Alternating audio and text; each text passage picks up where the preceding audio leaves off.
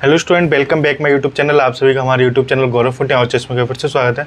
तो स्टूडेंट, आज की वीडियो होने वाली उन सभी स्टूडेंट्स के लिए बहुत ज़्यादा खास जो राजस्थान से बीएससी नर्सिंग एंट्रेंस एग्जाम देने वाले हैं या फिर Rajasthan university of health science के एंट्रेंस एग्जाम में पार्टिसिपेट करने वाले हैं।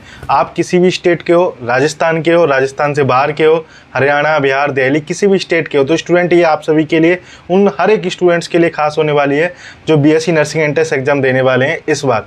तो स्टूडेंट, आप सभी को पता हो यूनिवर्सिटी ने न्यू सिलेबस जारी किया हुआ है। उसके बाद काफ़ी स्टूडेंट्स के मुझको सवाल आ रहे थे, सर पेपर कैसा आएगा इस बार, पैटर्न क्या रहेगा, फिजिक्स में किस टाइप के क्वेश्चंस आएंगे, केमिस्ट्री में किस टाइप के क्वेश्चंस आएंगे और आपकी बायोलॉजी में क्वेश्चन किस टाइप के आएंगे। तो स्टूडेंट, इस वीडियो को आपको पूरा देखना है और इसमें आज इस वीडियो को देखने के बाद पेपर से रिलेटेड जो भी आपके डाउट्स हैं, ये जो भी मन में सवाल हैं, वो सारे आज आपको यहाँ पे सॉल्व हो जाएंगे।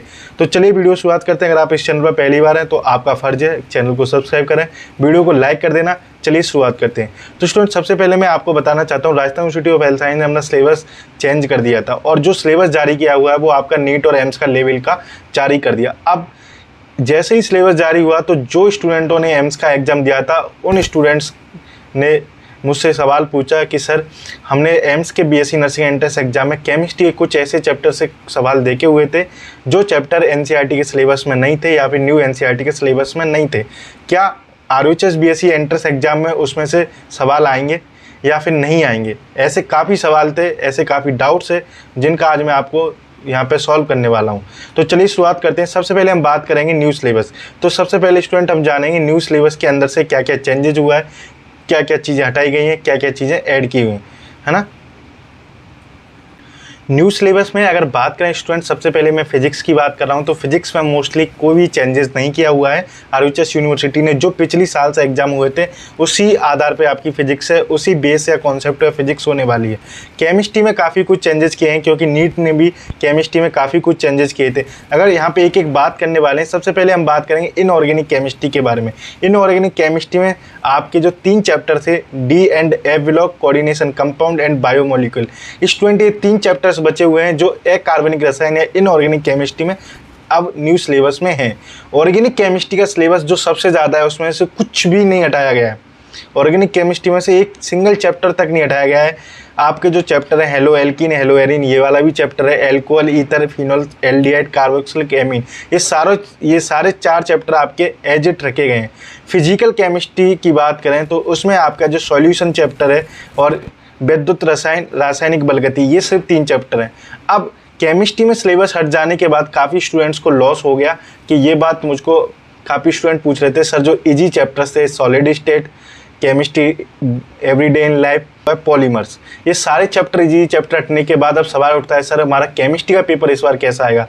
तो स्टूडेंट, आज की जो स्पेसिफिक जो फोकस करने वाली चीज़ है वो केमिस्ट्री। पहले क्या होता था, जो पहले पेपर बनता था उसमें ऑर्गेनिक केमिस्ट्री के सिर्फ आपके 2 या 3 क्वेश्चंस मुश्किल से देखने को मिलते थे, बाकी इनऑर्गेनिक पोर्शन और आप ज़्यादा आता था फिजिकल पोर्शन, उसके बाद सबसे कम ऑर्गेनिक केमिस्ट्री देखने को मिलती थी। लास्ट ईयर की भी बात करें तो उसमें ऑर्गेनिक केमिस्ट्री थोड़ी ज़्यादा हो गई, आपकी फिजिकल केमिस्ट्री फिर भी उतनी थी और इनऑर्गेनिक पोर्शन ज़्यादा हो गया। बट अब की बार क्या हुआ है, इनऑर्गेनिक में से काफ़ी कुछ हट गया और फिजिकल में से भी काफ़ी कुछ हट गया। जो सेफ बचता है वो बचता है ऑर्गेनिक। तो इस बार का जो आपको पेपर देखने को मिलेगा तो उसमें आपको केमिस्ट्री में भी स्टूडेंट न्यूमेरिकल देखने को मिलेंगे। ये न्यूमेरिकल क्यों देखने को मिलेंगे? सिलेबस की बात करें तो फिजिकल केमिस्ट्री में से आपको क्वेश्चंस आना ही है।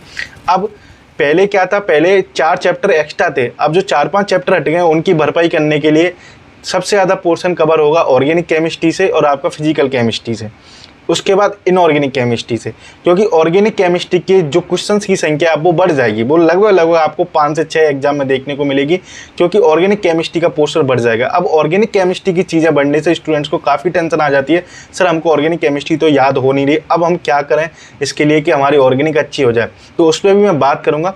अब बात करते हैं फिजिकल का। तो फिजिकल केमिस्ट्री में तो आपको पता है सिर्फ एक आपका सॉलिड स्टेट हट गया है, बाकी एज इट रखा गया। तो आप फिजिकल भी अच्छे से बेटा इस बार अपने मेंटल प्रिपरेस होके जाना कि हाँ इस बार मुझको न्यूमेरिकल केमिस्ट्री में देखने को मिल सकते हैं। इनऑर्गेनिक में आपका डी और एफ ब्लॉक, कोऑर्डिनेशन, कंपाउंड और आपका बायोमोलिक्यूल, ये 3 चैप्टर छोटे से हैं जो आपको पता है। डी और एफ ब्लॉक ज़्यादा बड़ा चैप्टर नहीं है। तो जो क्वेश्चंस की ज़्यादा संख्या रहेगी वो आपके ऑर्गेनिक, फिजिकल और इनऑर्गेनिक के आधार पर रहने वाली है। जो आपको यहाँ पे बता। अब बात करते हैं बायोलॉजी में। बायोलॉजी में कुछ ज़्यादा चेंजेस नहीं आए हैं। बायोलॉजी में आपका फर्स्ट चैप्टर था, हट गया, ज़्यादा क्वेश्चन कभी आए नहीं उससे।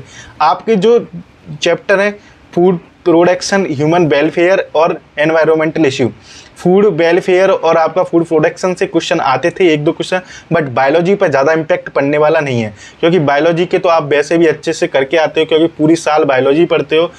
ये लास्ट जो 50-60 दिन में बायोलॉजी पढ़ोगे, जो सबसे बड़ी गलती आप करते हो, है ना।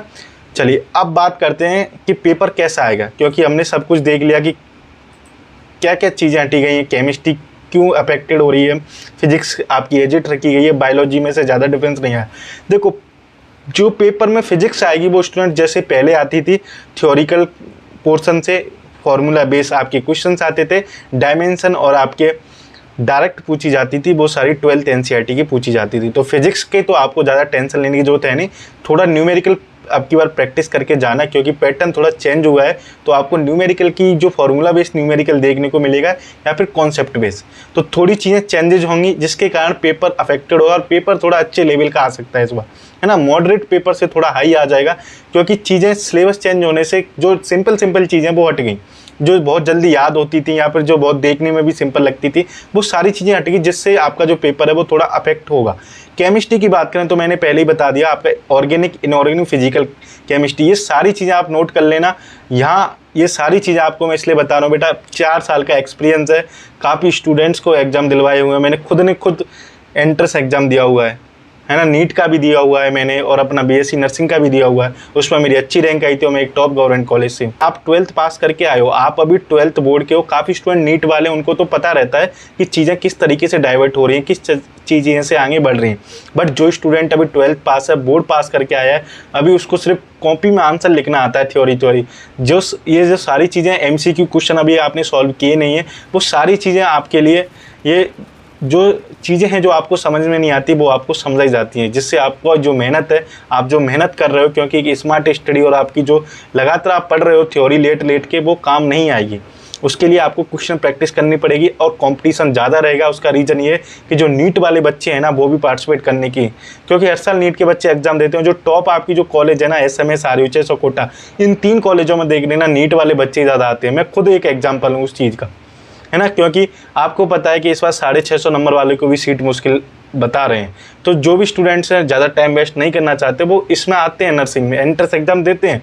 अब वो ज्वाइन करें नहीं करें वो बात चीज़ें अलग हैं, बट बेटा वो नीट वाले स्टूडेंट्स भी आते हैं, वहाँ थोड़ा कंपटीशन बढ़ जाता है।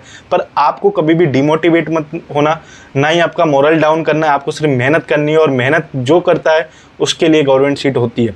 मैं काफ़ी ऐसे स्टूडेंट बता देता हूँ जिनके नीट में अच्छा स्कोर है, बट आरयूएचएस के एंट्रेंस एग्जाम में अच्छा स्कोर नहीं आता।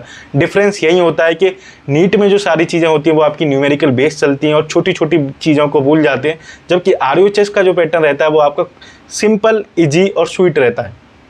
क्या होता है कि अपन छोटी चीज़ों को बहुत ज़्यादा छोड़ देते हैं पढ़ने से, तो वही सारी चीज़ें पूछ ली जाती हैं, जल्दबाजी में वो गलत हो जाती हैं। आपने ऐसे कई स्टूडेंट्स होंगे जिनके नीट में स्कोर अच्छा है, पर बट उनको गवर्नमेंट कॉलेज नहीं मिल पाया। उसका रीज़न यही रहता है ना। तो जो स्टूडेंट बोर्ड का है या फिर आपने सिर्फ 12th पास किया है, तो आप अभी भी मेहनत करके एक अच्छा गवर्नमेंट कॉलेज ले सकते हो। साथ ही मैं बता दूं, आपके लिए बिल्कुल न्यू लेटेस्ट एनसीईआरटी बेस आपकी टेस्ट सीरीज तैयार हो चुकी है। आप टेस्ट सीरीज ज्वाइन कर लिए, यहाँ पे जो नंबर आ रहा है उस पर आपको मैसेज भेजना है। टेस्ट सीरीज आपको ईमेल पे पीडीएफ फॉर्मेट में मिलेगी। पीडीएफ फॉर्मेट का सबसे बेस्ट चीज़ ये रहती है कि लाइफ टाइम आपके पास रहेगी। आप ऐप पे जाओगे, खोलोगे, वो चीज़ें आप द्वारा लॉगिन और लॉग ऑफ करोगे, तो उससे बेटर है आपको ईमेल पे दी जाएगी और साथ ही आपको व्हाट्सएप पे शेयर कर दी जाती है कुछ टाइम बाद, जिससे आप उसकी प्रिंट निकलवा के जो आरयूएचएस पैटर्न आता है उसकी प्रैक्टिस करो, दिन रात करो। मैं चाहता हूँ आपको गवर्नमेंट कॉलेज मिले। पढ़ना तो आपको ही होगा स्टूडेंट, ठीक है। चलिए अब बायोलॉजी की बात करते हैं। ये सारी चीज़ें आपको मैं इसलिए बता रहा हूँ क्योंकि आज आपको थोड़ा ये बेकार लगेंगी, बट बेटा जिस दिन एक एक नंबर से रहोगे ना, उस दिन आपको लगेगा कि भैया मेरा एक नंबर और आ जाता तो मैं आज जयपुर की जगह जैसलमेर नहीं होता है, जैसलमेर की जगह जयपुर नहीं होता, ठीक है। अपने डिस्ट्रिक्ट की कॉलेज लेने के लिए बच्चे एक एक नंबर के लिए बाद में मैसेज करते हैं, सर क्या सीट ट्रांसफ़र करवा लूँ, सर सीट ट्रांसफ़र नहीं हो रही, पैसे जा रहे हैं, सर कुछ कीजिए। बेटा एक एक नंबर से एक एक कॉलेज पीछे छूट जाती है, एक एक नंबर से एक एक मतलब कॉलेज छूट जाती है। मैंने काफ़ी स्टूडेंट्स ऐसे देखे हैं रोते हुए, चिल्लाते हुए, क्योंकि देखो आपको पढ़ाई अलग चीज़ है, बेसिक चीज़ें सिखाना भी ज़रूरी है। आपको ऐसी चीज़ों से मोटिवेट रहेगा जिससे आप अपनी मेहनत कर सकोगे। बायोलॉजी की आपको दिक्कत नहीं लेना। एक चीज़ ध्यान रखना बेटा, जैसे आप बायोलॉजी का रट्टा मार रहे हो, बाकी आपके कॉम्पिटिटर भी बायोलॉजी का ही रट्टा मार रहे हैं। कॉम्पिटिशन सिर्फ आपका फिजिक्स और केमिस्ट्री जैसी सब्जेक्ट्स में, तो फिजिक्स और केमिस्ट्री को थोड़ा अच्छे से करो। बायोलॉजी तो आप सभी करते हो, और बायोलॉजी सभी करने में भी फ़र्क है। कुछ लोग अच्छा करते हैं, कुछ लोग पढ़ने के बाद भी क्वेश्चन सॉल्व नहीं कर पाते। मेरी जो लाइव क्लासेज होती हैं उसमें काफ़ी स्टूडेंट्स ऐसे हैं जिनसे क्वेश्चन ही नहीं बन पाते, सॉल्व भी नहीं हो रहे, पता नहीं कुछ ही आंसर देते हैं। बेटा ईमानदारी से मेहनत करो, जब भी कॉलेज मिलेगा। मैं बता रहा हूँ, इस बार लगभग 80 से 90 हज़ार बच्चे फॉर्म भरेंगे। उसमें अदर स्टेट के होंगे, राजस्थान के होंगे, काफ़ी स्टूडेंट्स होंगे, और उस कंपटीशन में आपको 2500 सीट मिलेंगी गवर्नमेंट।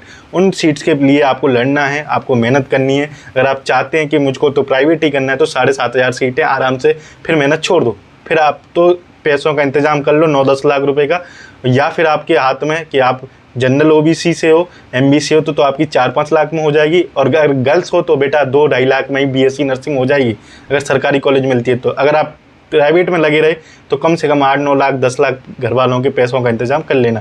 ये सच है, मोटिवेशन है। आपको बहुत बुरा लग रहा होगा, आई नो, बट बेटा रियलिटी है ये। कब तक आपका झूठा दिलासा देके आप लोगों को ब्रेन वॉश किया जाएगा, उससे कुछ नहीं होता। जो सच है उसके साथ जियो और आगे बढ़ो, ठीक है। ओवरऑल अगर पेपर बात करें तो मॉडरेट से थोड़ा टफ आएगा, केमिस्ट्री और फिजिक्स, क्योंकि अब की बार केमिस्ट्री थोड़ा खेल कर जाएगी।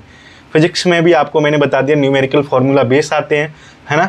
ओल्ड एनसीईआरटी अब पढ़ना है कि नहीं पढ़ना, ओल्ड एनसीईआरटी में सिर्फ आपको केमिस्ट्री देख लेना है, सॉलिड स्टेट, क्योंकि एम्स में भी सॉलिड स्टेट से क्वेश्चन आए हुए थे। आपको पी ब्लॉक ज़्यादा देखने की जरूरत नहीं है। अगर आपके पास टाइम बचता है तो पी ब्लॉक में से देखना, वो भी आपको नाइट्रोजन फैमिली, ऑक्सीजन फैमिली देख लेनी है ना। और आपकी जो लास्ट है वो आपको ज़रूर देख लेना, अक्रिय गैस वाला जो चैप्टर है, वो टॉपिक 3 चैप्टर्स आपको वहाँ से देख लेना। बाकी आपको as it new NCERT follow करनी है और न्यू एनसीईआरटी पढ़नी है। RUHS है, अगर बाहर भी पूछेगा तो इससे ज़्यादा बाहर नहीं पूछ सकता। वैसे तो लास्ट ईयर कुछ भी बाहर से नहीं पूछा था, आपका एनसीईआरटी से ही पूछता है। और एक चीज़ बता दूं, जो टेस्ट सीरीज है उसमें जो प्रैक्टिकल पोर्शन से भी मैंने क्वेश्चन डाले हुए हैं, बिल्कुल लेटेस्ट है। काफ़ी स्टूडेंट्स ने खरीद रखी है, बिहार के बच्चों ने तो इतना तगड़े तरीके से खरीदा है ना, मैं सच बता रहा हूँ। बिहार और राजस्थान और झारखंड, ये 3 स्टेट के बच्चों ने बहुत जल्दी ही खरीद ली और मेहनत कर रहे हैं। लास्ट ईयर भी काफ़ी स्टूडेंट को हेल्प मिली थी। आप किसी से भी पूछ लेना, आपको जो कमेंट्स में रिव्यू दिखते हैं बेटा वो असली होते हैं, कोई फेक नहीं है ना। तो टेस्ट सीरीज के लिए आप स्क्रीन पर आ रहा है, उस पर कॉन्टैक्ट करना, आपको सारी डिटेल्स मिल जाएगी। तो मेहनत करिए, पढ़िए। लास्ट चीज़ और बता दूँ, एग्जाम पेपर कब होगा? एग्जाम आपका लास्ट वीक ऑफ अगस्त के अंदर हो सकता है ना, लास्ट वीक ऑफ अगस्त, या फिर आपका first week of October, first week में, last week of August, October first week में आपका एग्जाम सीओटी के साथ कंडक्ट हो जाएगा। आपके पास सिर्फ आज से 50 से 55 डे हैं, पूरी स्ट्रेटजी लगा के पढ़ो। मैंने काफ़ी स्ट्रेटजी वीडियो बनाई हुई हैं, वो आप ज़रूर देख लेना किस तरीके से पढ़ना है। चीज़ें बताई हैं एक बड़े भाई के नाते या एक सर के नाते, आप सारी चीज़ें फॉलो करो। मैं सच बता रहा हूँ, यूट्यूब पर सिर्फ सारे टीचर्स हैं, सिर्फ पढ़ा सकते हैं, पर जो आपको मैं पढ़ाने के साथ जो गाइड कर रहा हूँ या समझा रहा हूँ, वो चीज़ें आपको बहुत अंदर तक हाइड करनी चाहिए मेहनत के लिए। क्योंकि जब तक आप पढ़ोगे नहीं तब तक आपको सीट मिलेगी नहीं, क्योंकि आप नहीं पढ़ोगे तो कोई और आप मेहनत कर रहा होगा दिन रात जग के।